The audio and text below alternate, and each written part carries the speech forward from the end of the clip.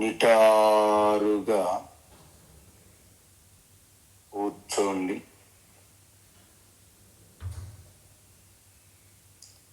విశ్రాంతిగా అవయవములన్నీ విశ్రాంతిగా ఉండవలెను.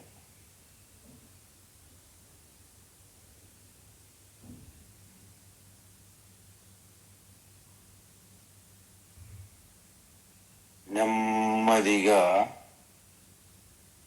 నేత్రములను మూసి ఉంచవలెను.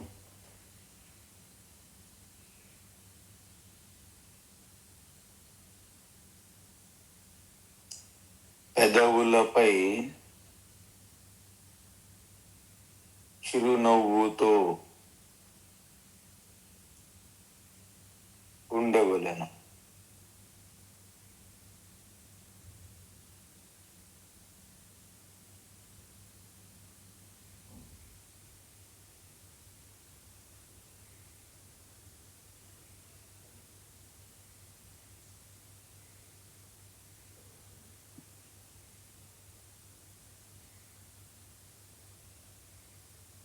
లోతుగా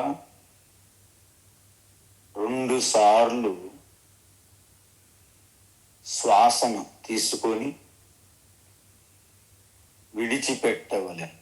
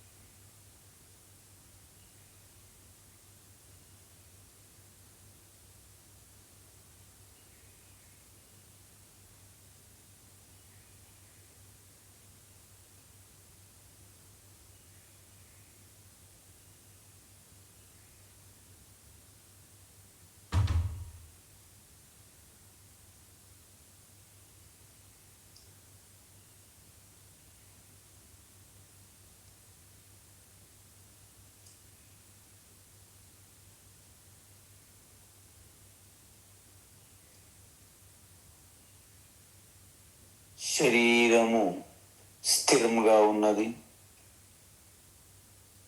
చురుకుగా ఉన్నది.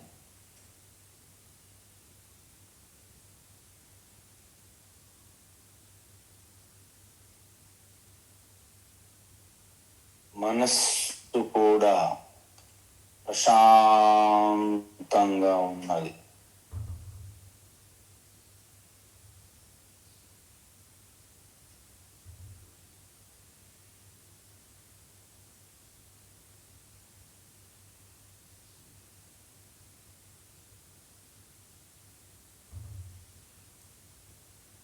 ఈ చిదానంద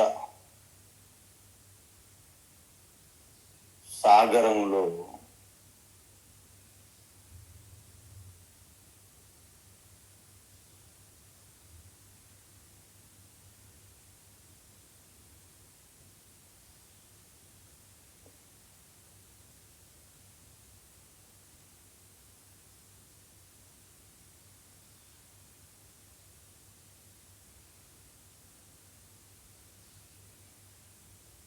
బుడగలు తరంగాల వలె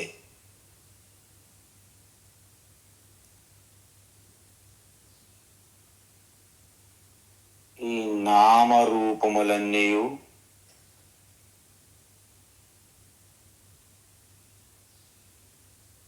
వస్తున్నాయి, పోతున్నాయి.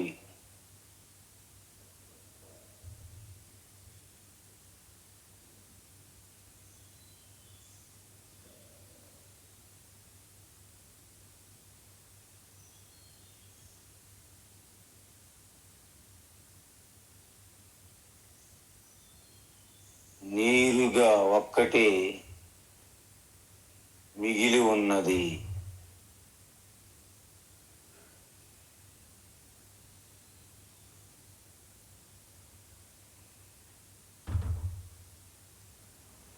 ఆ స్ఫురణ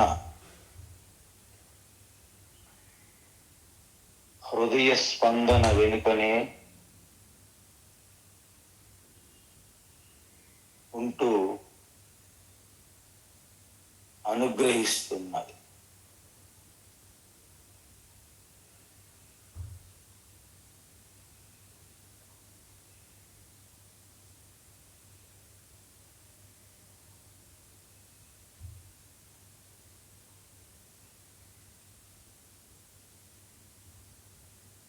ఆ హృదయమునందు స్ఫురిస్తున్న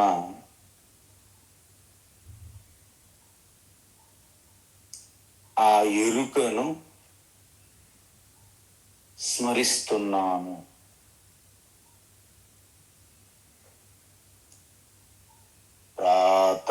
ప్రాతస్మరామి హృది సంస్ఫురదాత్మతత్వం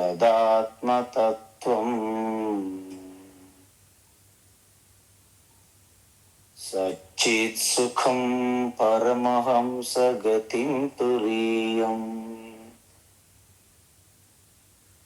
యత్స్వప్నజాగర సుషుప్తిమవైతి నిత్యం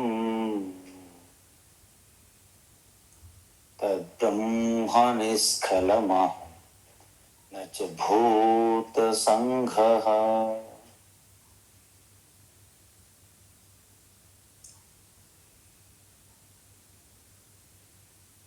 ఈ ప్రాతకాలంలో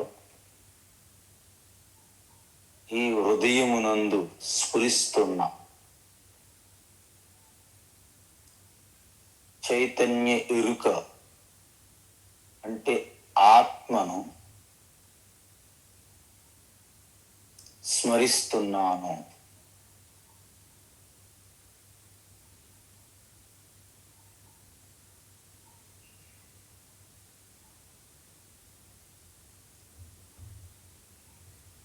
ప్రకృతి నుండి వచ్చిన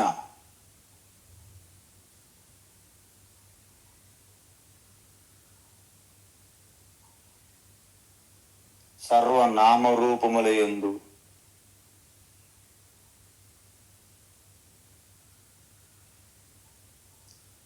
శాశ్వతము నిత్యముగా ఉన్న ఆ సత్యము మరియు చిత్ రూపముగా ఉన్నది.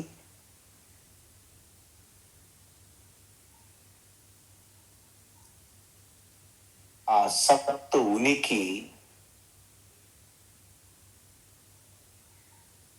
చిత్ అనే చైతన్యంగా ప్రకటమై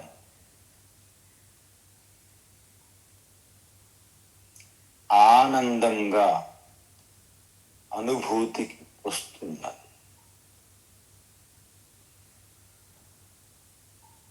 అంటే సచ్చిదానంద స్వరూపంగా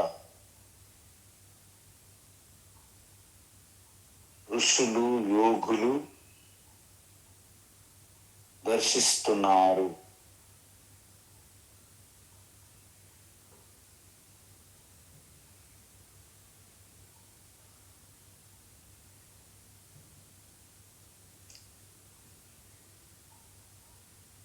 అది జాగ్రత్త అవస్థ, పగటిపూట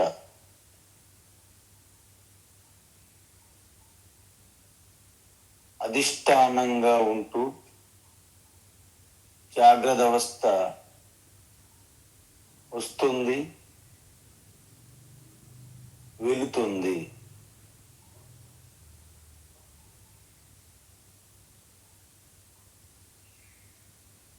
పడుకున్నప్పుడు అది ఆధారంగా స్వప్నం వస్తుంది, వెళుతుంది.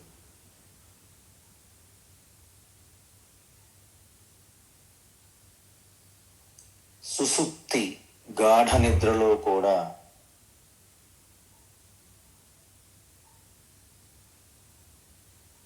ఆ చైతన్య ఎరుకయే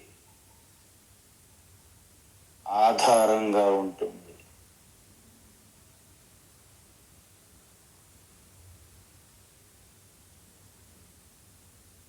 జాగ్రత్త స్వప్న సుషుప్తులు మారుతున్నా వాటికి ఆధారంగా ఉన్న నేను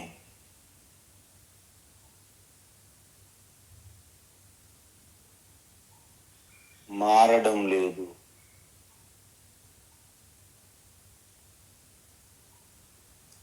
ఆ నేను రాకపోకలుగా లేదు.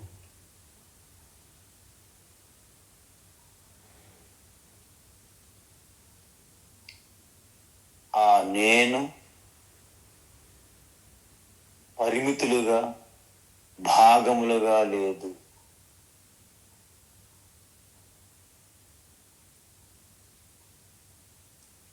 వ్యాపకంగా అఖండంగా ఉన్న నేనే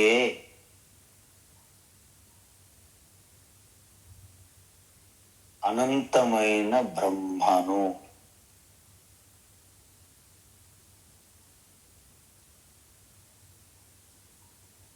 దృశ్యముగా ఉన్న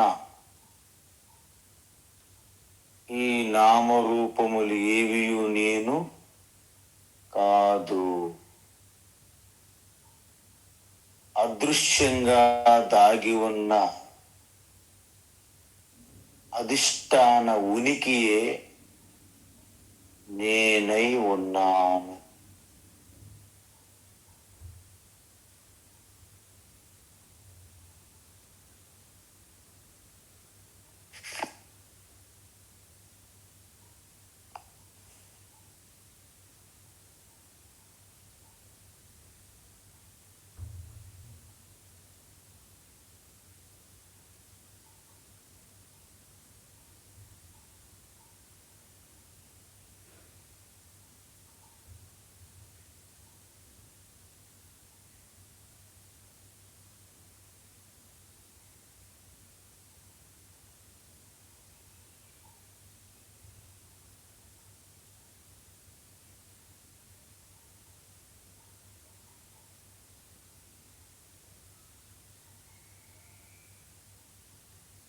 మయ్యేవ సకలం జాతం. నా నుండి సర్వము ప్రకటితమవుతున్నది.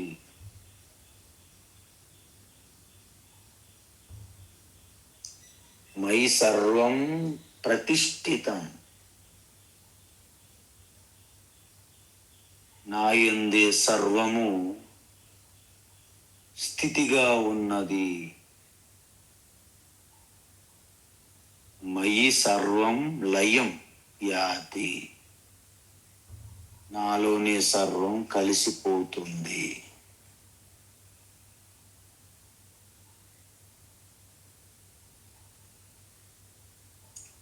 ఆ నేనే శాంతం శివం. పరమశాంత స్వరూపం శివ.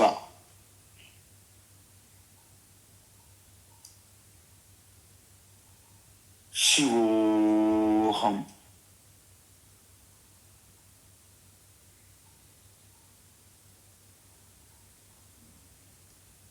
శివోహం.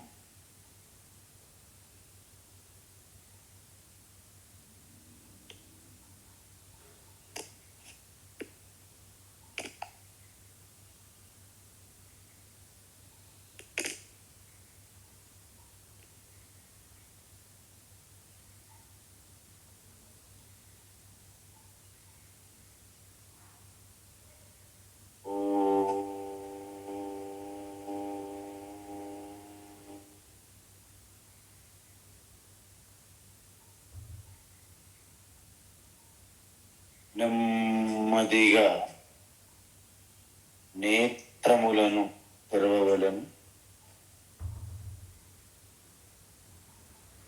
విశ్రాంతిగా ఉండవలెను.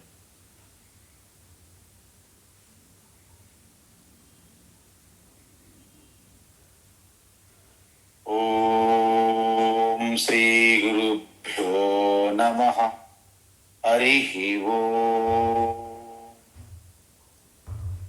వసుదేవసుతం దేవం కంసచానూరమర్దనం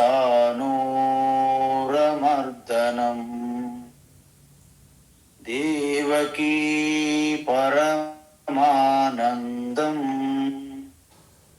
కృష్ణం వందే జగద్గురుం. తీర్త్వా మోహార్ణవం హత్వా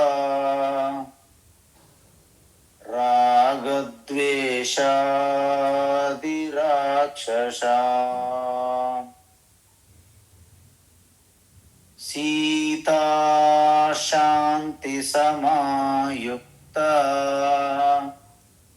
ఆత్మా రామో విరాజతే. ఆత్మా రామో విరాజతే. ఆత్మస్వరూప బంధుగణ, మనం గుణత్రయ విభాగ యోగములో 3 గుణములు, వాటి మధ్య ఉన్న వ్యత్యాసం చూసాం, తేడా. ఆ గుణాలని ఎలా అధిగమించాలి అంటే గుణాతీత ఎలా మారాలి అనేది కూడా భగవాన్ చాలా స్పష్టంగా చెప్పారు.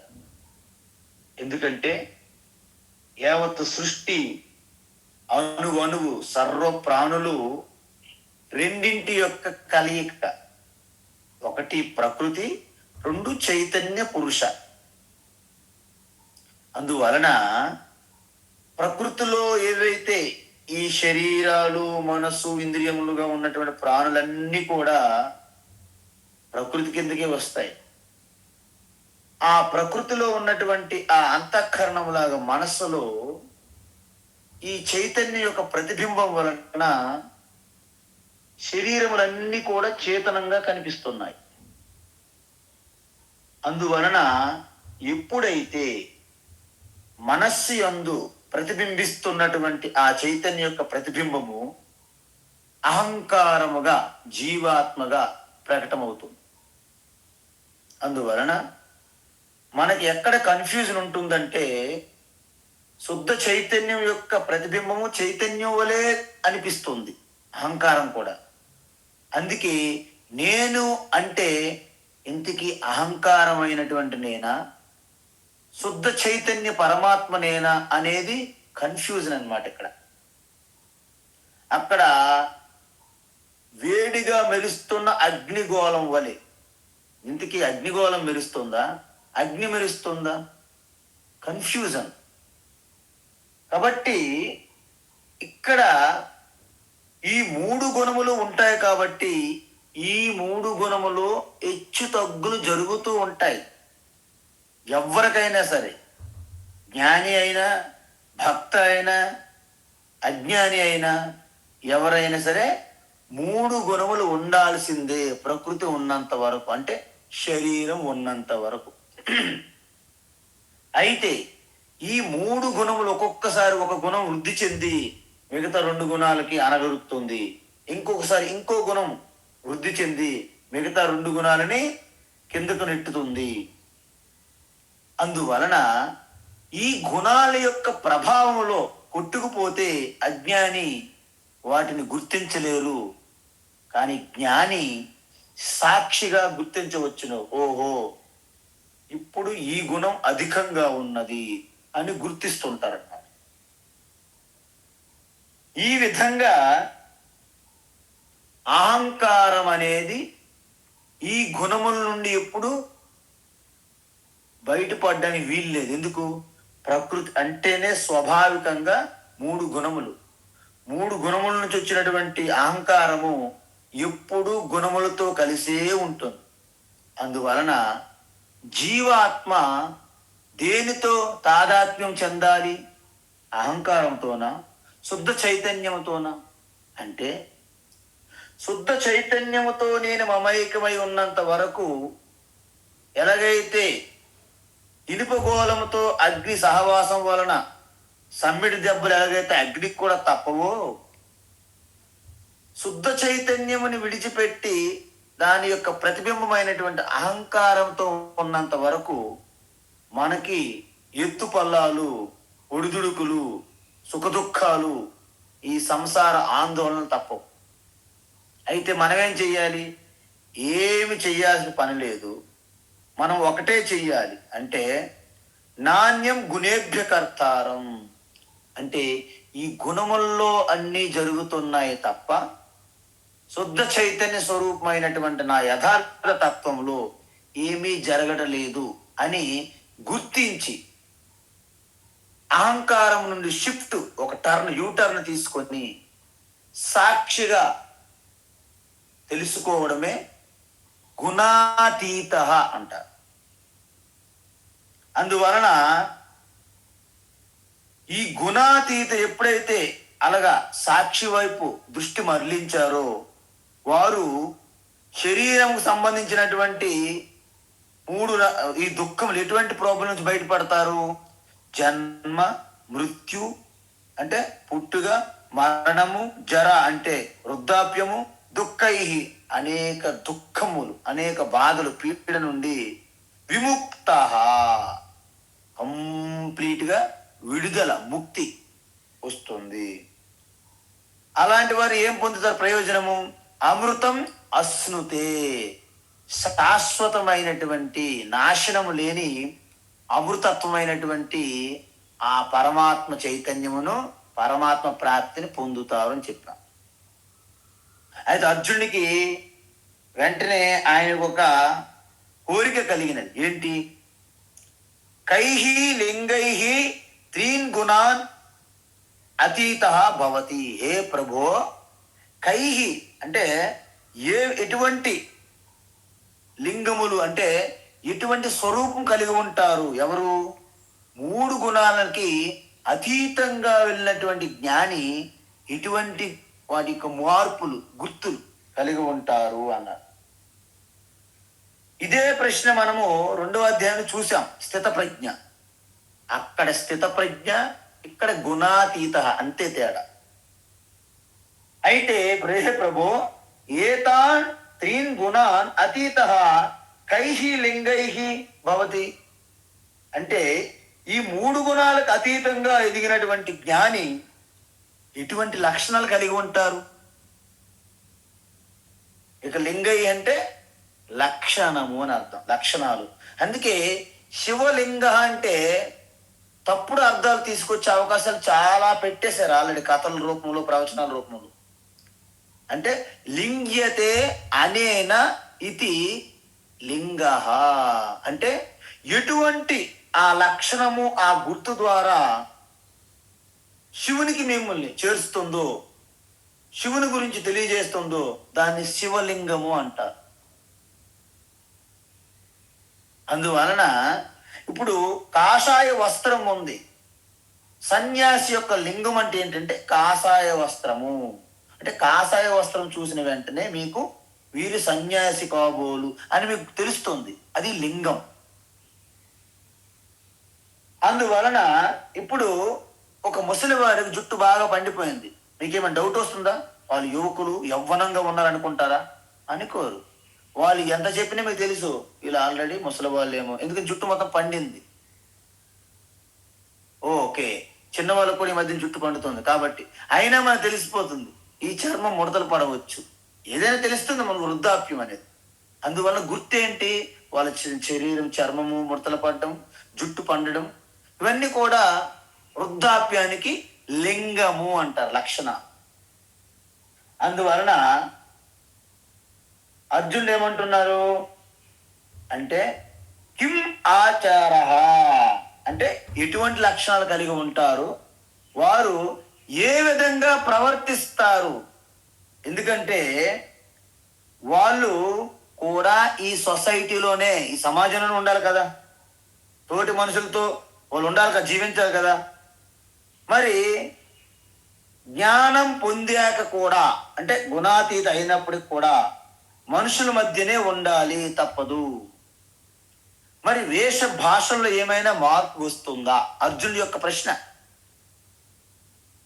అక్కడ మరి 2వ అధ్యాయం చూసినట్టే, ఎవరైనా వేష భాషలను మార్చి కమండలం పట్టుకొని పాదుకులు వాడుతూ, తర్వాత గడ్డం, జటలు, కాషాయంబరం, చాలా కాస్ట్లీ వస్త్రములు ధరించి ఉంటే వాళ్ళే గుణాతీతులు అనుకోవచ్చా అని డౌట్ ఉండొచ్చు మనకి. అందువలన ఇక్కడ ఏమంటున్నారంటే, గడ్డం ఉన్నా, జుట్టు ఉన్నా, పెద్ద వస్త్రాలు రేటుగా ఉన్నటువంటి ధన సంపద, ఎక్కువ విలువైనటువంటి వస్త్రాలు ధరించిన, ఒక చిన్న కౌపీనం ఉన్న పెద్ద తేడా ఏముండదు. ఎందుకంటే బాహ్యంగా ఏమీ మార్పులు ఉండవు, అవసరం లేదు కూడా. మరి మనం చూడాల్సిన మార్పు బయట కాదు, లోపల. అంటే బాహ్యమైన మార్పు కాకుండా అంతర్గతమైన మార్పు. ఏంట మార్పు? వేదాంతము, భగవద్గీత కొంచెం కూడా అసలు సిద్ధులు, బయట మార్పులు, ఈ అట్రాక్షన్లు, ఈ ఆకారాల గురించి చెప్పదు. ఎందుకంటే ఇలాంటి మీకు ఎక్కడ దర్శనం వచ్చిందా? మీకు స్వప్నంలో దర్శనం వచ్చిందా? మీకు పగటిపూట దర్శనం వచ్చిందా? మీకు గంగానది దగ్గర, లేకపోతే అరుణాచలంలోన? ఇలాంటి క్వశ్చన్లు రావు. ఎందుకంటే దర్శనాలు బయట నుంచి ఏమి ఉండవు. అంతా జార విడిచితే మిగిలేదే పరమాత్మ. అది తెలుసుకోవాలి లాస్ట్కి. అందుకే ఈశ్వరుణ్ణి మనము నేత్రములతో చూస్తున్నది కాదు, చెవులతో వింటున్నది కాదు, వాసన చూడలేరు, రుచి చూడలేరు, స్పర్శ ఉండదు. ఏ విధంగా చూస్తారు దర్శనం? ఈశ్వర దర్శనం అంటే ఈశ్వర దర్శనము కేవలము ఆత్మస్ఫురణగానే జరగాలి. ఎప్పుడు జరుగుతుంది అనుభూతి?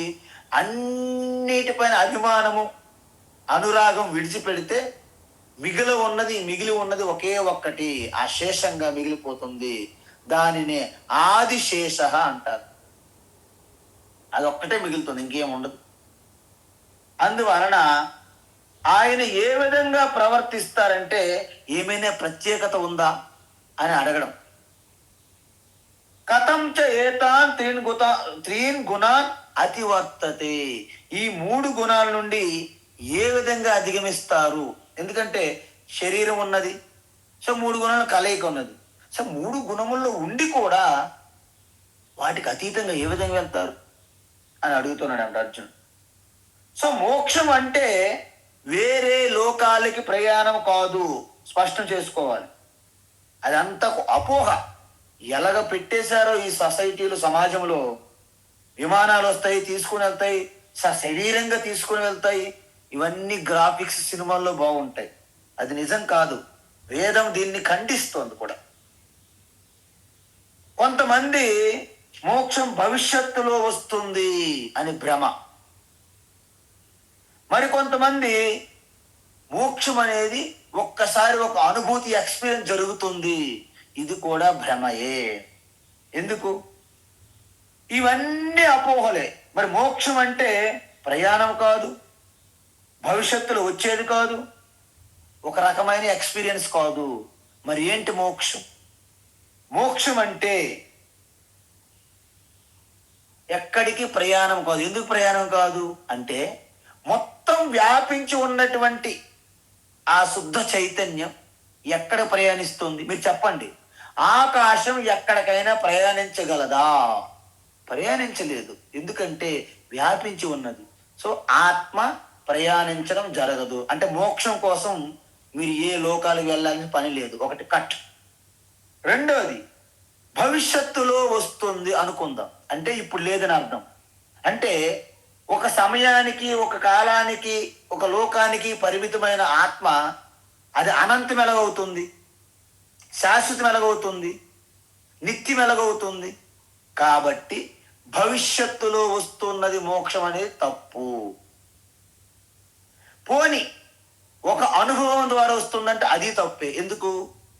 అన్ని అనుభవాలకి ఆధారం ఒకే ఆత్మ చైతన్యం. అంటే అనుభవాలు మారుతున్నాయి, కానీ ఆత్మ అలాగే నిలిచి ఉంటుంది. ఇప్పుడు చూద్దాం. నేత్రములతో మీరు చూస్తున్నారు అంటే, నేత్రములతో చూస్తున్నప్పుడు ఈ నేత్రములు వెనక ఉన్నటువంటి ఆ చైతన్య ఎరుక అలాగే ఉంటుంది, కానీ నేత్రం మూసారు. అప్పుడు ఏం చేస్తున్నారు? చెవులతో వింటున్నారు. అంటే నేత్రములు వచ్చాయి, పోయాయి. దాని ముందు దృశ్యములు వచ్చాయి, పోయాయి. కానీ చెవులతో మళ్ళీ వినడం మొదలెట్టాం.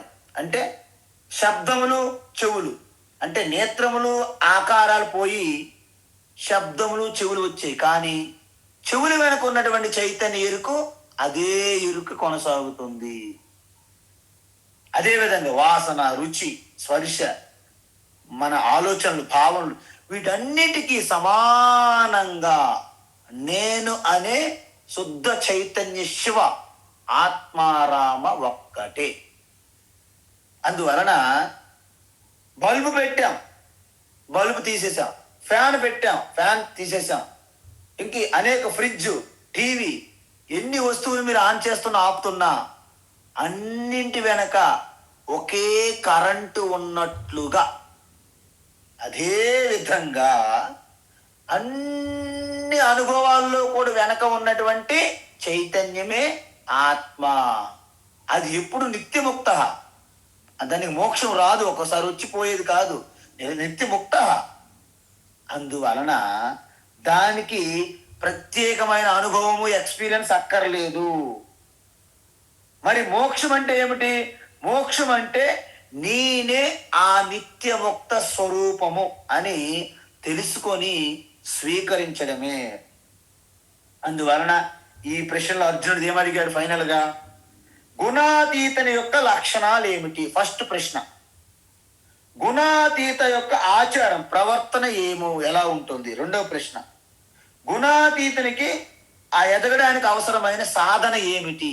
మూడో ప్రశ్న. ఈ మూడింటికి సమాధానము భగవాన్ ఇప్పుడు చెప్తున్నారనమాట, శ్రీకృష్ణ పరమాత్మ. శ్రీ భగవాను వాచ ప్రకాశం చ ప్రవృత్తిం చ. శ్రీ భగవాను వాచ ప్రకాశం చ ప్రవృత్తిం చ. ప్రకాశం చ ప్రవృత్తిం చ. మోహమేవ చ పాండవ. మోహమేవ చ పాండవ. మోహమేవ చ పాండవ. న ద్వేష్టి సంప్రవృత్తాని. న ద్వేష్టి సంప్రవృత్తాని. న ద్వేష్టి సంప్రవృత్తాని. న నివృత్తాని కాంక్షతి. న నివృత్తాని కాంక్షతి. న నివృత్తాని కాంక్షతి. ప్రకాశం చ ప్రవృత్తిం చ మోహమేవ చ పాండవ. ప్రకాశం చ ప్రవృత్తిం చ మోహమేవ చ పాండవ. ప్రకాశం చ ప్రవృత్తిం చ మోహమేవ చ పాండవ. న ద్వేష్టి సంప్రవృత్తాని. న నివృత్తాని కాంక్షతి. న ద్వేష్టి సంప్రవృత్తాని. న నివృత్తాని కాంక్షతి. న ద్వేష్టి సంప్రవృత్తాని. న నివృత్తాని కాంక్షతి. ఓకే అమ్మ. ఇప్పుడు అర్జునుడి ప్రశ్నలు అయిపోయాయి. సో భగవాన్ సమాధానం చెప్పాలి. సో భగవాన్ వంతు అర్జునుడు మాట్లాడి ఆపేశారు, భగవాన్ ప్రారంభిస్తున్నారు. ఏమిటి? ఈ 3 ప్రశ్నలకి ఎలా చెప్తున్నారంటే, మొదటి 2 శ్లోకములు అంటే 22, 23 శ్లోకాల్లో ఆ యొక్క గుణాతీతుల యొక్క లక్షణములు అంటే స్వరూపం చెప్తారు. తర్వాత 24, 25 శ్లోకములో ఆ గుణాతీతుల యొక్క ఆచార వ్యవహార ప్రవర్తన శైలి గురించి చెప్తారు. తరువాత 26వ శ్లోకములో ఆ గుణాతీతుల కోసం ఎటువంటి సాధన చెయ్యాలి మనం చెప్తారు. 27తో కన్క్లూడ్ చేస్తారన్నమాట ఈ అధ్యాయాన్ని. ఇది మన యొక్క ప్రాజెక్ట్ ప్లాన్, ఇలా పెట్టుకోవాలి. అయితే గుణాతీత లింగం అంటే ఏమిటి చూడండి. అంటే గుణములు అంటే సత్వగుణము, రజోగుణము, తమో గుణముతో మనకి ఈ శరీరము, ఇంద్రియములు, మనస్సు, బుద్ధి ఇవన్నీ కూడా గుణముల ద్వారా ఏర్పడ్డాయి.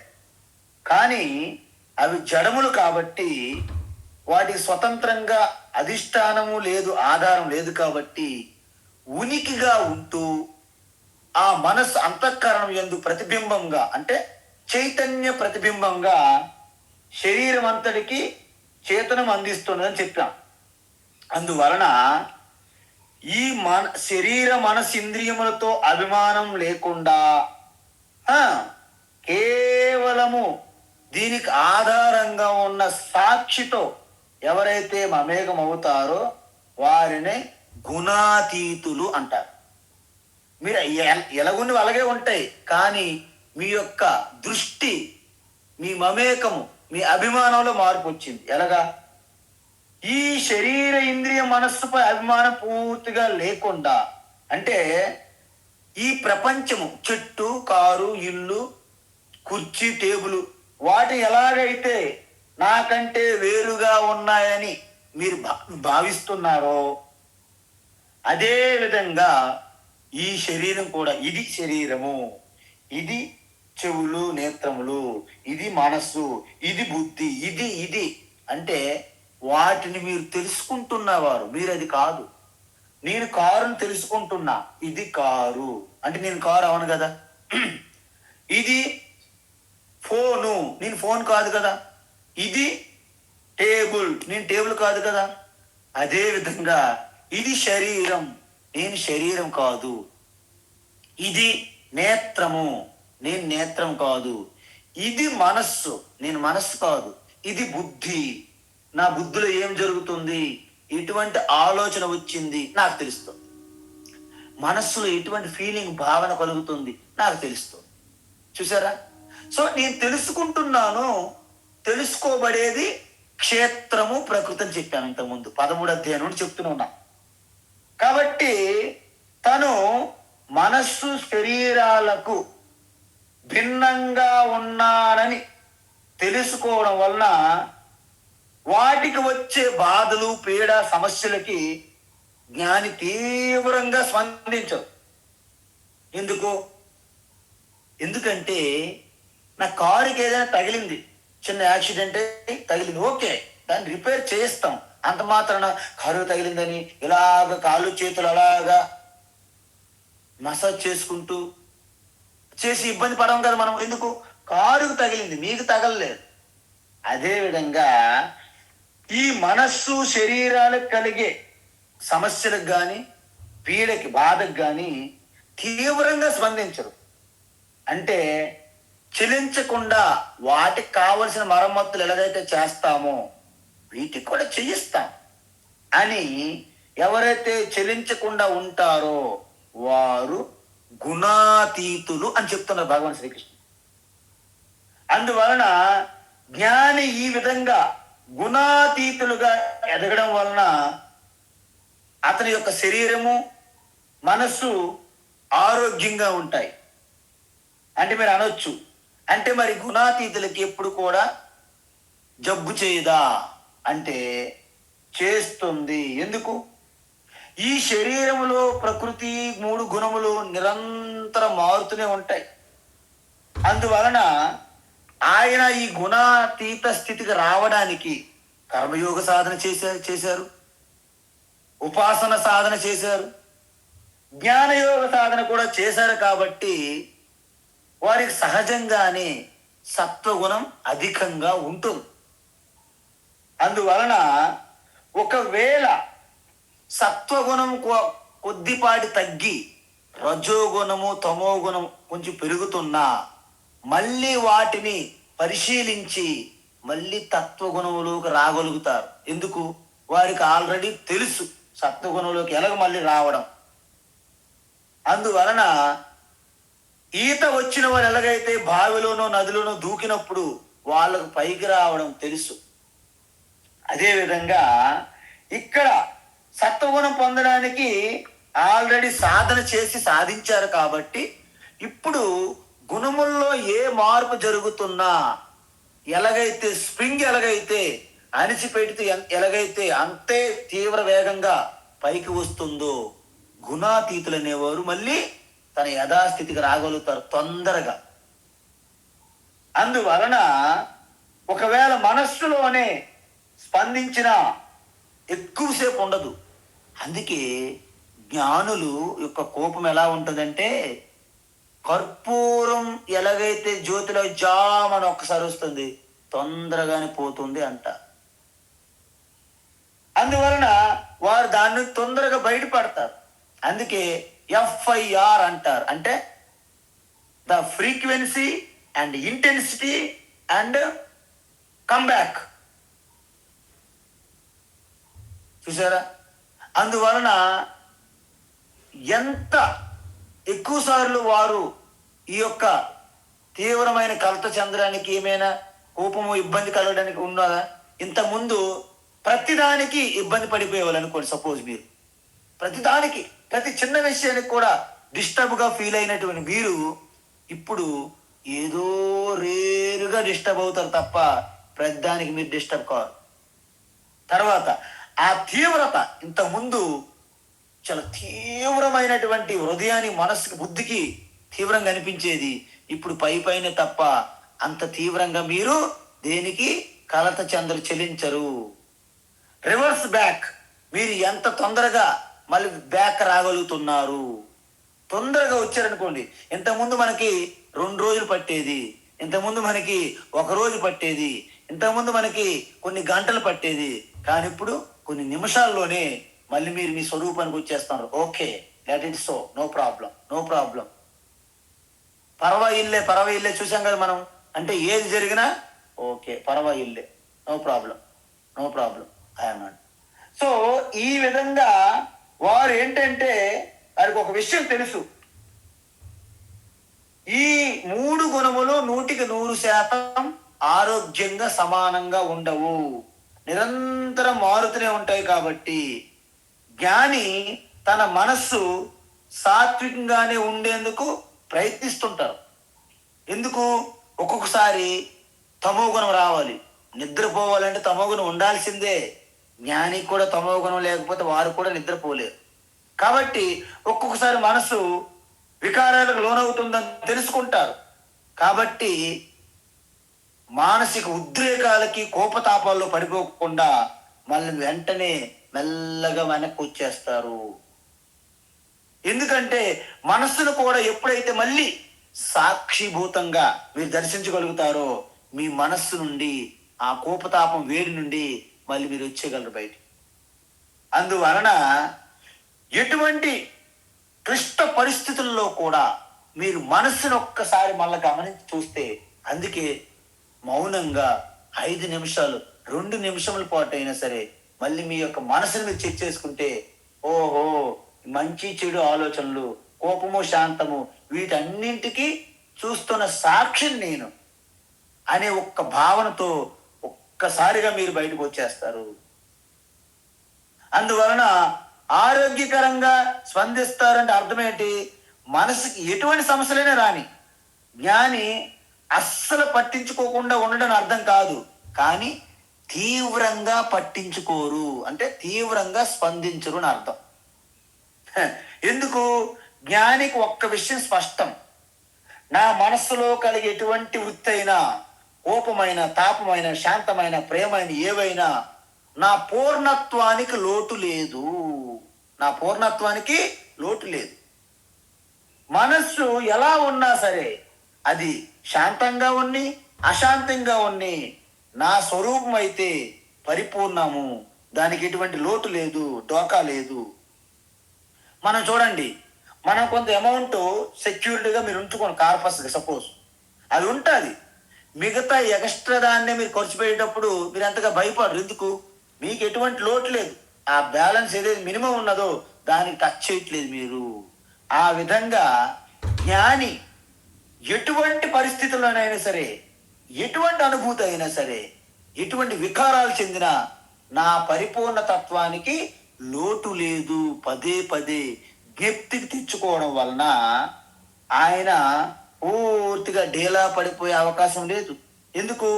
మనసు ఎలా ఉన్నా తన పూర్ణత్వాన్ని ఏమీ చెయ్యలేదని, తను మనస్సును సాక్షిభూతంగా చూస్తున్నటువంటి సాక్షి చైతన్యాన్ని ఇది మర్చిపోవడం. నిరంతరము హృదయములో అలాగ చింతన బ్యాక్గ్రౌండ్ తంబూర శృతిలాగా నడుస్తూనే ఉంటుంది అన్నమాట. అందువలన భగవాన్ ఏమంటున్నారంటే ప్రకాశం చ. ఇక్కడ చూడండి, ప్రకాశం అంటే సత్వగుణము. అంటే జ్ఞానికి సత్వగుణం ప్రధానంగా ఉంటుంది కాబట్టి ఆ సత్వగుణం అధికంగా ఉన్న స్థితిలో కూడా ప్రవృత్తించ అంటే రజోగుణం. ప్రవృత్తి అంటే రజోగుణం చెప్పాం కదా, ఎప్పుడు కర్మలో ఎక్కువగా బిజీగా ఉంటారని. మోహమేవచ అంటే తమో గుణము. సో జ్ఞానికి ఈ మూడు గుణాలు ఉండక తప్పవు. కాకపోతే సత్వగుణం ఎక్కువగా ఉంటుందని మనం చెప్పాం.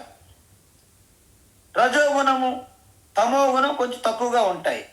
అందువల్ల మనస్సు 100% సత్వగుణంగా లేదని తెలుసు కాబట్టి మనస్సులో జరుగుతున్న చిన్న చిన్న అడ్జస్ట్మెంట్లకి తను ఆల్రెడీ డాక్టర్ లాగా సిద్ధంగా ఉంటాడు ట్రీట్మెంట్ చేసుకోవడానికి. సో జ్ఞాని మనసులో కూడా 3 గుణాలు ఉండడమే కాదు, వాటిని నిరంతరం మారుతూనే అని చెప్పాను కూడా మీకు. అందువలన తమో గుణం ఒక్కోసారి ఎక్కువ ఉండొచ్చు, రజోగుణం ఒక్కోసారి ఎక్కువ ఉండొచ్చు, కానీ వాటి కాల పరిమితి చాలా తక్కువగా ఉంటుంది. ఇప్పుడే చెప్పా, వారి కోపము క్షణికం. అందువలన జ్ఞాని మనస్సులో సత్వగుణం ఎక్కువగా ఉంటుంది కాబట్టి, అది జ్ఞానికి తెలుసు కాబట్టి ఆ 3 గుణాలను బ్యాలెన్స్ చేసుకుంటూ పోతుంటారు. ఎందుకంటే ఒక్కొక్కసారి అవసరం ఏది అవసరమైతే అది ప్రయోగించాల్సి ఉంటుంది, కానీ తన మూలములో ఉన్నటువంటి పరమశాంతికి డోకా లేకుండా చూసుకుంటారు. ఆయన వస్తారు ఆఫీస్కి వచ్చినట్టు 3 గుణముల్లో వచ్చి ప్రవర్తిస్తుంటారు. ఆఫీస్ అయిన తర్వాత ఇంటికి ఎలా వచ్చేస్తారు, 3 గుణాల ప్రకృతి నుంచి డ్యూటీ దిగిన తర్వాత ఆత్మస్వరూప స్థితిలోకి వెళ్ళిపోతారు. అంటే జ్ఞానికి తెలుసు 2 ప్లేసులు. ప్రకృతిలో ప్రవర్తిస్తున్నంత సమయము అది ఆఫీస్ వర్క్, చైతన్య స్వరూపం నిలిచి ఉండడము తన సొంత గృహంలోకి వెళ్ళినట్టుగా. జ్ఞానికి గుణాతీతుడికి 2 స్థానాలు ఉంటాయి, అజ్ఞానికి 2 స్థానాలు ఉండవు. ఆఫీస్ ఇల్లు ఒకటే చేస్తున్నారు కొంతమంది, ఆ విధంగా జీవిస్తారు. అందువలన సంప్రవృత్తాన్ని 3 గుణాల్లో ఏది ఎప్పుడు ఎక్కువగా ఉన్నా నద్వేష్టి అంటే తన మనసును తాను ఎప్పుడు ద్వేషించరు. ఎందుకు? తమో గుణం ఎక్కువైనా రజోగుణం ఎక్కువైనా దానికి కారణమైన మనసును మనము ద్వేషించరు. ఎవరు? గుణాతీతులు. ఎందుకంటే మనసు కూడా నా సేవకు. దానిలో కోపమైన, ఉద్వేగమైన, ద్వేషమైన, రాగమైన ఇవన్నీ కూడా మనసును చూస్తున్నాయి కాబట్టి, మనసు ప్రకృతి యొక్క కార్యం కాబట్టి, ప్రోడక్ట్ కాబట్టి నాకేం టచ్ చేయలేదు, నన్నేం ఇబ్బంది పెట్టలేదు. వాస్తవానికి మనస్సు కంటే అతీతంగా ఉన్నటువంటి శాశ్వత చైతన్యము నేను అని అనుకోవడం వలన దేన్ని ద్వేషించరు. ననివృత్తాన్ని కాంక్షతి. ఒకవేళ అమ్మో నా సత్వగుణం తగ్గిపోతుంది అని భయపడరు. అంటే మళ్ళీ సత్వగుణం ఎలాగైనా సంపాదించాలి అని ఆరాటపడరు. అంటే సత్వగుణంతో కూడా బంధనం పెట్టుకోరని అర్థం. 3 చూసాం కదా మనము, 3 గుణాలు కూడా బంధిస్తాయి. ఎలాగా? సత్వగుణం అంటే బంగారు చైన్లతో బంధిస్తాయి, రజోగుణం అయితే వెండి చైన్లతో బంధిస్తాయి, తమో గుణం అంటే ఇనుముతో బంధిస్తుంది. కాబట్టి 3 బంధనములే. కాబట్టి ఏ గుణం మీద కూడా రాగద్వేషాలు పెట్టుకోరు. తమో రజోగుణాలు ఎక్కువైనప్పుడు వాటిని ద్వేషించరు. సత్వగుణం తగ్గిపోతుంటే బాధపడరు. ఎవరు? గుణాతీతులు. ప్రతి ఒక్క మనసులోనూ తన మనసుతో సహా ఈ మూడు గుణాలు కలిసే ఉంటాయని, అందువలన అవి నాకు ఎటువంటి ఇబ్బంది చేయలేవని, వాటికంత సత్తా సామర్థ్యం లేదని, అవి ప్రకృతి యొక్క కార్యాలని నిరంతరము తెలుసుకొని ఆ యొక్క గుణాతీతులు ఏం చేస్తారంటే తన శరీరాన్ని మనసుని ఉన్నది ఉన్నట్లుగానే స్వీకరిస్తారు. అంటే వాళ్ళకి డయాబెటీస్ ఉన్నదనుకోండి, వాళ్ళు ఏమి ఇబ్బంది పడరు. అబ్బే నేను గుణాతీతను, నా డయాబెటీస్ ఏం చేయదు అనరు. దానికి కావాలని ట్రీట్మెంట్ చేసుకుంటారు. కానీ కలత చెందరు, ఇబ్బంది పడరు, ఆవేశపడరు. ఆ విధంగా శరీరాన్ని మనసును ఉన్నది ఉన్నట్లుగా స్వీకరించుటయే ప్రశాంతిని వీలైనంత వరకు సత్వగుణములో ఉంటూ, సత్వగుణం కూడా నేను బంధనం కాదని తెలుసుకుని ఉండేవారినే గుణాతీతులు అంటారు.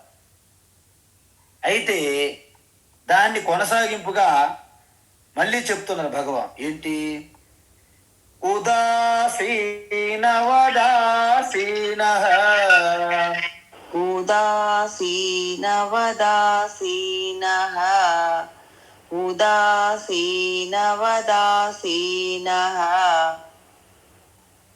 గుణైర్యో న విచాల్యతే గుణైర్యో న విచాల్యతే గుణైర్యో న విచాల్యతే గుణావర్తంత ఇత్యేవ గుణావర్తంత ఇత్యేవ గుణావర్తంత ఇత్యేవ యోవతిష్టతి నేంగతే యోవతిష్ఠతి నేంగతే యోవతిష్ఠతి నేంగతే ఉదాసీన వదాసీనః గుణైర్యో న విచాల్యతే ఉదాసీనవదాసీనః గుణైర్యో న విచాల్యతే ఉదాసీనవదాసీనః గుణైర్యో న విచాల్యతే గుణావర్తంత ఇత్యేవ యోవతిష్ఠతి నేంగతే గుణావర్తంత ఇత్యేవ యోవతిష్ఠతి నేంగతే గుణావర్తంత ఇత్యేవ యోవతిష్ఠతి నేంగతే. ఇప్పుడు ఈ యొక్క గుణాతీతుల యొక్క స్వరూపం అంటే వాళ్ళ లక్షణములు ఏ విధంగా ఉంటాయి అని చెప్తూ ఇక్కడతో క్లోజ్ చేస్తున్నారు. మామూలుగా తన మనస్సు శరీరాలని ఉన్నది ఉన్నట్లుగా స్వీకరిస్తారు అని చెప్పారు ముందు శ్లోకంలో. అంటే దాని అర్థం ఏంటి అంటే ఆరోగ్యకరమైనటువంటి ప్రవర్తన ఉంటుంది అని అర్థం. మామూలుగా అజ్ఞాని ఎలా ప్రవర్తిస్తారు అంటే చిన్నపాటి సంఘటన జరిగిన అనేక రకమైన ఆందోళనలు, అలజడులు, అశాంతితో నిండిపోతుంది వాళ్ళు. అయితే పూర్తిగా నిర్లక్ష్యంగా ఉంటాడు, లేదా కింద మీద పడిపోతారు, కంగారు అయిపోతారు. అజ్ఞానులకు రెండు ప్రాబ్లమ్స్ ఉంటాయి. అయితే అన్ని విడిచిపెట్టి ప్రతిదానికి ఒక నిర్లక్ష్యంగా ఒక జడంగానే ఉంటారు, లేకపోతే కింద మీద పడి అల్లరి చేసేసి అల్లరి కంగారు పెట్టేసి అలజడిలోనే పడిపోతారు అజ్ఞానులు. అదేవిధంగా చిన్నపాటి అనారోగ్యం వచ్చింది అనుకోండి, తమోగుణం ఎక్కువగా ఉన్న వ్యక్తి ఏమంటారు, అసలు కదలడు పట్టించుకోరు, అలాగా మూలుగుతూ అలా ఉంటారు దాంతో. ఒకవేళ రజోగుణం ఎక్కువగా ఉందనుకోండి, ఆ వ్యక్తి ఏం చేస్తారు, ఏమైపోతుందో, పెరిగిపోతుంది, జ్వరం పెరిగిపోతుంది, చనిపోతానేమో, హాస్పిటల్ తీసుకెళ్ళి టెన్షన్లో పడిపోతాడు ఆయన. ఎందుకు? రజోగుణం ప్రాబ్లం వల్ల. ఒకవేళ డాక్టర్లోకి దగ్గర తీసుకెళ్ళినప్పుడు సరే బ్లడ్ టెస్ట్ చేద్దామా అన్నాడు అనుకోండి, సపోజ్, ఏమున్నదో, క్యాన్సర్ ఏమో, ఏదో HIV ఏమో, లేకపోతే ఇంకేమేమో, ఏదో కరోనా అంటే ఈ కంగారులో ముంచెత్తేస్తుంది వాళ్ళకి. అయితే పూర్తి నిర్లక్ష్యంగా జడంగానే ఉంటారు తమోగుణం ప్రధానం వలన, లేకపోతే కంగారు పడి చింతాక్రాంతులు అయిపోయి ఉంటారు. ఎవరు? అజ్ఞానులు. ఈ మూడు గుణాల ప్రభావం వలన. కానీ ఇప్పుడు గుణాతీత ఏం చేస్తారు అంటే దీనికి భిన్నంగా ఉంటుంది.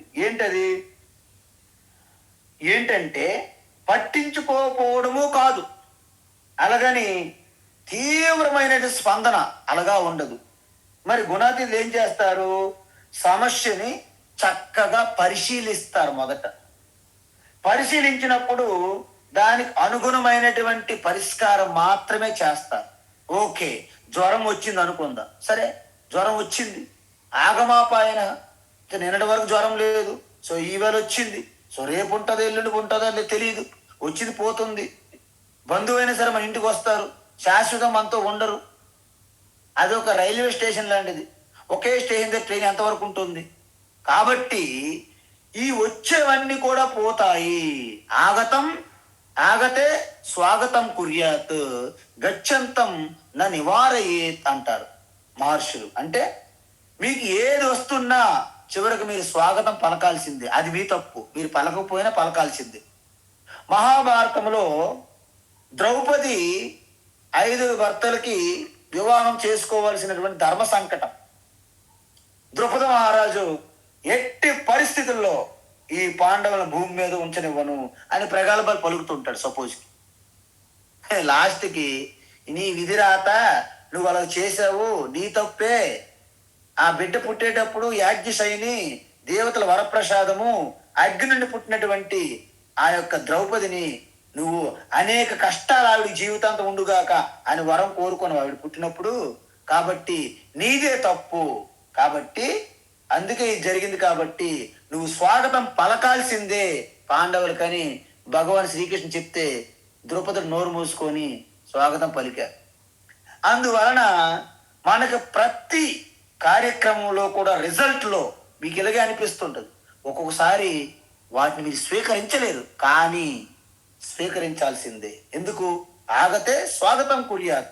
అందుకే మనకి ఏమొస్తున్నా వ్యక్తులు కానీ, సంబంధాలు కానీ, వస్తువులు కానీ, పేరు కానీ, ఈవెన్ అపకీర్తి కానీ ఏదొచ్చినా స్వాగతం చేయాల్సిందే. అంటే మన వరకు ఏది వస్తున్నా అది ఈశ్వర ప్రసాదము. మన నుండి ఏది పోయినా సరే, ఏది పోయినా, మనుషులు పోవచ్చు, వస్తువులు పోవచ్చు, కీర్తి కూడా పోవచ్చు, అయితే అది కూడా ఈశ్వర అర్పణంగా భావించాలి. అందుకే say happily smiling, with smiling good bye, with smiling welcome. ఇది భగవద్గీతలో గుణాతీత లక్షణం. కాబట్టి వీరు కంగారు పడరు, దానికి అనుగుణంగా ఎటువంటి సొల్యూషన్ పరిష్కారం కావాలో అదే చేస్తారు. చిన్న ఉదాహరణ చూస్తాను నేను. అజ్ఞాని, తమోగుణం, రజోగుణంలో ఉన్న వ్యక్తి ట్రావెలింగ్ చేస్తున్నప్పుడు ఒక దగ్గర పెట్రోల్ ఆగిపోయింది సడన్గా. తప్పితే ఏదో రిపేర్ వచ్చింది కారు. వెంటనే అమ్మగారు కారు దిగారు, లెఫ్ట్ రైట్ వాయించారు డ్రైవర్కి. ముందు చూసుకోవా, నీకు బుద్ధి ఉందా, నీకు బుర్ర ఉందా, ఇలా మధ్యలో విడిచిపెడితే ఎలాగా, ఏం చేయాలి అని చింతాక్రాంతులు చేవాట్లు పెట్టడం మొదలెట్టారు. ఒక దండకం, దీన్నే తిట్ల దండకం అంటారు. 10 నిమిషాలు అయ్యింది, ఆ డ్రైవర్ కంగారు పడిపోతుండు. అసలు నెక్స్ట్ ఏం ఆలోచించాలి, ఎలా బయటపడాలో కూడా ఆయనకు అవకాశం ఇవ్వట్లేదు అమ్మగారు, వానరమ్మ యజమానురాలు. అదే స్థితిలో ఒక గుణాతీతుడిగా మీలాంటి ఎవరైనా ఉన్నారనుకోండి, అంటే సత్వగుణం అధికంగా మెయింటైన్ చేస్తూ ఆ 3 గుణాలని సాక్షిగా ఉన్నటువంటి మీరు ఉన్నారనుకోండి, ఆ స్థానంలో, ఆ అమ్మగారు ప్లేస్ లో మీరున్నారు అనుకుందాం. మీరేం చేస్తారు? ఏమైంది బాబు, అమ్మాయి ఇలా అయింది, అవునా, అయితే ఇక్కడి నుంచి మనం బయటపడగలగా, సరే దగ్గరలో ఏమైనా ఒకసారి చెక్ చెయ్యు, దగ్గరలో ఏమైనా పెట్రోల్ బంక్ ఉందా, లేకపోతే దగ్గరలో ఏమైనా సర్వీసింగ్ సెంటర్ ఉందా, వాటిపై ఆలోచించు. ఇక్కడ నుండి ఎంత దూరం ఉంటుంది, ఎలా వెళ్ళాలి, ఎటువంటి వాహనంలో వెళ్ళాలి, ఏమైనా లిఫ్ట్ తీసుకుంటావా, ఇంక వేరే మార్గం ఉందా. అంటే ఒక వ్యక్తి ప్రాబ్లం వైపు ఆలోచించడము ముందు చూసాం మనం, పరిష్కారం వైపు ఉండి ఆలోచించడం ఇప్పుడు చూసాం మనం. ఇది తేడా అనమాట. ప్రాబ్లము, సమస్య సమానం అందరికీ, కానీ మనం ఆలోచించే విధానంలో తేడా ఉంటుంది. చూసారా? ఆలోచించే విధానంలో మనము ఆ డ్రైవర్కి ఎంకరేజ్ చేస్తే ఆయన మంచి ఆలోచన ఇస్తాడు. ఆ అమ్మగారు ఈ పలానా దూరంలో సర్వీసింగ్ సెంటర్ ఉంటుంది, ఉండొచ్చు, పలానంత దూరంలో మనకి బంక్ ఉంటుంది, పెట్రోల్ అయిపోయినా పెట్రోల్ వేయచ్చు. ఇవన్నీ కూడా వారికి ఒక స్వేచ్ఛ ఇస్తే మీ వాతావరణం అంతా చక్కదిద్దబడుతుంది. సో దీన్నే గుణాతీత ప్రవర్తన అంటారు. దాన్ని అజ్ఞాని ప్రవర్తన, గుణములతో కూడి ఉన్నటువంటి ప్రవర్తన, గుణములకు సాక్షిగా ఉన్నటువంటి ప్రవర్తన ఈ విధంగా ఉంటుందన్నమాట. అందువలన మనస్సు పరంగా కూడా అంతే. మనస్సు ఓకే, చాలా ఉసారగా ఉన్నది, బాగా పనిచేస్తుందని ఒక పరికరం అలా చూస్తారనమాట. అది ఎప్పుడు అక్కడ ఉండదు. కాబట్టి 3 గుణాలు ఎప్పుడు కూడా కిందకి మీదకి రంగులు రావటంలా తిరుగుతూ ఉంటది అనమాట. అందువలన ఒక్కొక్కసారి చిరాకు తప్పదు గుణాతీతులుగా అయిన జ్ఞానులకు కూడా. కానీ జ్ఞాని పూర్తిగా షేక్ అవడు, తన యొక్క ఆధారానికి మళ్ళా గట్టిగా పట్టుకోగలుగుతారు. ఎందుకు? మీరు కొన్ని నెలల పాటు, కొన్ని సంవత్సరాల పాటు, కొన్ని జన్మల పాటు ఈ తపస్సు చేశారు. ఈ గీత అధ్యయనం వృధా పోదండి. తపస్సు మనం యోగ భ్రష్టులో చూసాం. కాబట్టి మీకు జ్ఞాన సామర్థ్యం అనేది ఒక పిల్లర్స్ లాగా మీకు ఉంటుంది. కాబట్టి మీరు ఎంత షేక్ అవుతున్నా మళ్ళీ వెనక్కి పట్ల ఆగేస్తుంది. ఆవు బేట, నో ప్రాబ్లం, సబ్ చోటుకి ఆవు, మేరా పాస్ ఆవు అని ఆ పరమాత్మ మీ హృదయం నుండి మీరు పిలుస్తుంటారు. ఇన్నర్ వాయిస్ కాలింగ్ వస్తుంటది. కుదరదు, okay, no, don't worry, just keep quiet. ఒకసారి జరుగుతుంటాయి. మళ్ళీ okay, come here my dear Krishna Kanhai, మైనే తెరే లియే హృదయ అందర్ మందిర్ బనాయి. Come here my dear Krishna Kanhai, మైనే తెరే లియే హృదయ అందర్ మందిర్ బనాయి. तेरे लिए बहुत सारा खाना बनाई, तेरे लिए बहुत सारा खाना बनाई, दूध दही मक्खन मिश्री सारा मंगाई, why late so late Krishna Kanhai, come soon Krishna Kanhai. చూసారా, లోపల ఉన్నటువంటి కృష్ణ మన హృదయంలో గుడి కడుతున్నాం. మీరు బయట గుడులు కట్టారు, ఇంతవరకు భజనలు చేశారు, కీర్తన పాడారు. కానీ ఇప్పుడు లోపల ఋషికేశుగా అంతర్యామిగా ఉన్న కృష్ణ మనం చూడాలి. కాబట్టి ఆయన ఎప్పుడు మనకి పిలుస్తూనే ఉంటాడు ఇన్నర్ వాయిస్ల. మనం బిజీ కాబట్టి, ట్రాఫిక్ లో ఉన్నంత బిజీగా ఉంటాం కాబట్టి ఆ ఇన్నర్ వాయిస్ మనకి వినిపించదు. అందువలన మళ్ళీ అజ్ఞాని ప్రవర్తన 2 విధాలుగా ఉంటుంది, చూసాం కదా. అయితే పూర్తిగా అన్ని నిర్లక్ష్యంగా ఉంటారు, లేకపోతే కింద మీద పడిపోయి చింతాక్రాంతులు అయిపోతారు. కానీ వీటన్నిటికీ మనసు యొక్క స్వరూపమే అది. కాబట్టి దాని మీద కంప్లైంట్ చేయడం వ్యర్థం. దానికి ద్వేషించకూడదు, అలాగని దాన్ని ప్రేమించకూడదు. మనసు అనేది మనసు, శరీరం అంటే శరీరం, అంతే. వాటిని యథాతథంగా గుర్తిస్తూ గమనిస్తూ నిరంతరము తన స్వరూప స్థితిలో ఉంటారు గుణాతీతులు. అందువలన ఉదాహరణకి ఎలా ఉంటారు అంటే, ఉదాసీనవత్ ఆసీన అంటే జ్ఞాని బయటి చూడడానికి నిర్లక్ష్యంగా ఉన్నట్టు కనిపిస్తారు, కానీ నిర్లక్ష్యం కాదు. ఎందుకంటే అనారోగ్యానికి గురైతే అతను తీవ్రంగా స్పందించి కింద మీద పడిపోవడం ఉండవు. రమణ మహర్షికి ఈ కుడి భుజంకి, ఎడం భుజంకి అనుకుంటా క్యాన్సర్ వచ్చింది. డాక్టర్లు వచ్చి పరీక్షలు చేస్తే వారు ఏవైనా మందులు లోపలికి ఇవ్వాలనుకున్నారు. రమణ మహర్షి గారు అన్నారు, మీరు ఏదైనా చేయాలంటే బయట చెయ్యండి, కానీ లోపల నాకేమి ఇవ్వద్దు అన్నారు. అయితే అలా కుదరదు, బయట చేస్తే మీరు తట్టుకోలేరు అన్నారు. మీరు చేసుకోండి, ఎలా ఉంటే అలా వండిన అన్నారు. ఆయన చేస్తున్న సమయంలో పూర్తిగా ఈ 3 గుణముల ప్రకృతిని విడిచిపెట్టి తదేకంగా ఆ సాక్షి చైతన్యం మీద దృష్టి పెట్టి ఉన్నారు రమణ మహర్షి. అందువలన శరీరం కలుగుతున్నటువంటి ఆ బాధ పీడ ఏదైతే ఉందో ఆ తీవ్రత తగ్గుతుంది. ఎందుకు? దాని మీద మనం ఎంత అంటి పెట్టుకున్నామో అంత ఎక్కువ బాధ కలుగుతుంది. దాని నుంచి మనం ఎంత దూరంగా మనం భావన ద్వారా మానసికంగా దూరం అవుతుంటామో శరీరం మీద కలిగే బాధ కూడా కొంచెం తగ్గుతూ ఉంటుంది.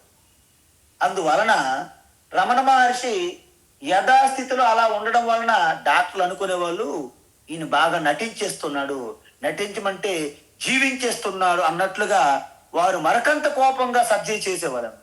కానీ రమణ మహర్షి ఎటువంటి మార్పు లేదు. చివరికి వాళ్ళకి అర్థమైంది, ఇది సైన్స్ కూడా అందనటువంటి ఇదేదో ఒక ఎక్స్పీరియన్స్ అంటే ఇది ఆర్డినరీ ఎక్స్పీరియన్స్ ఇది కాదు, ఎక్స్ట్రాడినరీ ఎక్స్పీరియన్స్ అని డాక్టర్లు చివరికి తెలుసుకునేవాళ్ళ. సో దీన్నే ఉదాసీనవత్ అంటే దేనికి పట్టించుకోరు అన్నట్లు కనిపిస్తుంది బయటికి. కానీ కృష్ణ పరమాత్మ ఏమంటున్నారు, అలా అనిపిస్తుంది కానీ వారు అన్నింటికీ కూడా వాళ్ళు అటెండ్ అవుతారు, అన్ని కాల్స్కి అటెండ్ అవుతారు. కానీ వాటితో విచలిత అంటే చెల్లించరనమాట. తీవ్రంగా ఆందోళన, అలజడి, స్ట్రెస్, ఈ టెన్షన్లో పడరు, అంటే యాంగ్జైటీలో పడరు చక్రములు. అందుకే ఏమన్నారు, గుణైహి నా విచాల్యతే అంటే గుణముల ద్వారా మారుతున్నటువంటి గుణములకి తీవ్రమైనటువంటి చెల్లించడం ఉండదు. అంటే మనస్సు ఒకసారి సత్వగుణ ప్రధానంగా ఉంటుంది, ఇంకోసారి రజోగుణ ప్రధానంగా ఉంటుంది, ఇంకొకసారి తమోగుణ ప్రధానంగా ఉంటుంది. కాబట్టి ఆయనకి అర్థమైపోతుంది, ఓహో ఇప్పుడు వంట వండుతాను, వంట డ్రెస్ వేరే ఓకే, ఇప్పుడు స్నానం చేస్తాను, స్నానం డ్రెస్ వేరే, ఇప్పుడు బయటికి వెళ్ళి ఆఫీస్కి వెళ్ళాలి, ఆఫీస్ డ్రెస్ వేరే అని తన యొక్క డ్రెస్సులు ఎలాగైతే మారుస్తున్నారో గుణములను అలా దర్శిస్తారు గుణాతీతులు. ఏ గుణములో ఉన్నా సరే జ్ఞాని కంగారు పడరు. అలాగని మనసుకి దానికి ఇష్టాచారంగా విడిచిపెట్టరు. ఎందుకంటే గాలిలో వదిలేసినట్టు ఉండకూడదు, యథేష్టాచారం అంటారు.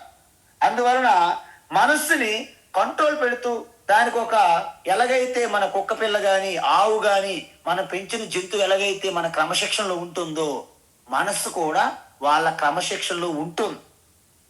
అందువలన గుణైహి యహ ఎవరైతే నా విచాల్యతే వాళ్ళు చెలించరు.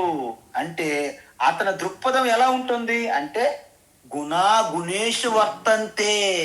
ఓకే, ఈ శరీరం ఇంద్రియ మనసులో 3 గుణాలు, బాహ్య ప్రపంచం అంతా 3 గుణములు. సో గుణములతో ప్రవర్తిస్తున్నాయి అని ఈ విషయాన్ని, యథార్థ సత్యాన్ని తను గుర్తు చేసుకొని తనేంటి ఇత్యేవ ఈ విధమైనటువంటి ఆత్మజ్ఞాన నిష్ఠలో ఉంటూ అవతిష్టతి ఆత్మన్యేవాత్మనా తుష్ట స్థిత స్థిత ప్రజ్ఞగా ఆత్మనిష్ఠలో ఉంటారు. కాబట్టి నా ఇంజతే అక్కడ నుండి చెలించరు. చూసారా అద్భుతం. భగవాన్ దీని గురించి ఇప్పటి వరకు మనకి ఏం చెప్పారంటే ఆ యొక్క గుణాతీతుల యొక్క లక్షణాలు, స్వరూపం చెప్పేశారు. అంటే మన శరీరాలని సాక్షిగా దర్శించడమే గుణాతీతులుగా మారడము. గుణాతీతులంటే మీరు వాళ్ళ కట్టుబాట్లు, కట్టు బొట్టు జుట్టు ఇవి చూసి మీరు మోసపోకూడదు. ఎన్ని దండములు పట్టుకున్నాడు ఇతను, ఎన్ని బొట్లు పెట్టుకున్నాడు, ఇక్కడ ఈయన డ్రెస్సులు ఎలా వేస్తున్నారు, పైనుంచి కింద కొడుతున్నారా, గడ్డ మీసాలు ఉన్నాయా, లేకపోతే మొత్తం బోల్డ్ షెడ్ ఏమైనా. తర్వాత చూడండి గుణాతీతులు వాళ్ళ గుండు మెరిసిపో ఓహో ఏం వాయులు ఆడుతున్నారు, ఏం ఫుడ్ తింటున్నారు, ఇవన్నీ వ్యర్థం. గుణాతీతులు అవి కాదు. మీ యొక్క మనస్సు ఆలోచనని మీరు సాక్షిగా చూడగలుగుతున్నారా? కుదరదు స్వామి, ప్రయత్నించండి. చూస్తున్నాను, వండర్ఫుల్, మీరు గుణాతీతులు. ఎప్పుడైతే ఈ విధంగా సాక్షిగా మీరు చూడగలుగుతారో మీరు గుణాతీతులు. ఇక గుణాతీతులు అంటే ఎక్కడో కారణ జన్ములు ఆకాశం నుండి కిందకు దిగొస్తున్నారు అనుకోవద్దు, భ్రమ విడిచిపెట్టాలి మనం. కాబట్టి ఇప్పుడు భగవాన్ శ్రీకృష్ణ ఏం చెప్తున్నారంటే ఈ గుణాతీతుల యొక్క ఆచారం ఇంకా ఎలా ఉంటుంది, దృక్పథం, దృష్టికోణం, విజన్ చెప్తున్నారు. ఇప్పుడు ఏంటది ఒకసారి చదివేసి విడిచిపెడదాం, మళ్ళీ రేపు చూద్దాం. సమదుఃఖ సుఖ స్వస్థః సమదుఃఖ సుఖ స్వస్థః సమదుఃఖ సుఖ స్వస్థః సమలోష్టాస్మ కాంచనః సమలోష్టాస్మ కాంచనః సమలోష్టాస్మ కాంచనః తుల్య ప్రియా ప్రియో ధీరః తుల్య ప్రియా ప్రియో ధీరః తుల్య ప్రియా ప్రియో ధీరః తుల్య నిందాత్మ సంస్తుతిః तुल्यनिन्दात्मसंस्तुतिः तुल्यनिन्दात्मसंस्तुतिः సమదుఃఖ సుఖ స్వస్థః సమలోష్టాస్మ కాంచనః समदुःखसुखस्वस्थः समलोष्टाश्मकाञ्चनः समदुःखसुखस्वस्थः समलोष्टाश्मकाञ्चनः తుల్య ప్రియా ప్రియో ధీరః తుల్య నిందాత్మ సంస్తుతిః तुल्यप्रिया प्रियो धीरः तुल्यनिन्दात्मसंस्तुतिः तुल्यप्रिया प्रियो धीरः तुल्यनिन्दात्मसंस्तुतिः. ఓకే, ఈ శ్లోకంలో భగవాన్ శ్రీకృష్ణ యొక్క ఆ గుణాతీతి యొక్క విశ్లేషణ రేపటి క్లాస్ లో చూద్దాం. హరి ఓం తత్సత్. సర్వం శ్రీకృష్ణార్పణమస్తు. వాసుదేవా.